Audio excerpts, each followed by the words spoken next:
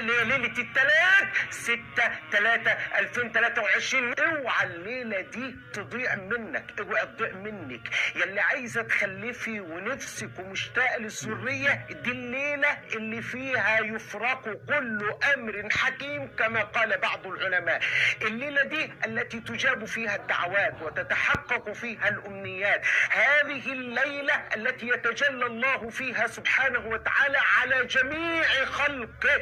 ربنا سبحانه وتعالى اذا كان في كل ليلة بيتنزل للسماء الدنيا في الثلث الاخير من الليل تنزلا يليق بذاته، فالليلة دي لها خصوصية جامدة قوي. نعمل ايه ونقول ايه وندعي بايه؟ ده باب كبير قوي لازم نفهمه. اذا كان ليلة النصف من شعبان اطلع الله الى خلقه. يعني ايه اطلع الله الى خلقه؟ اي نظر الله سبحانه وتعالى الى خلقه. اطلع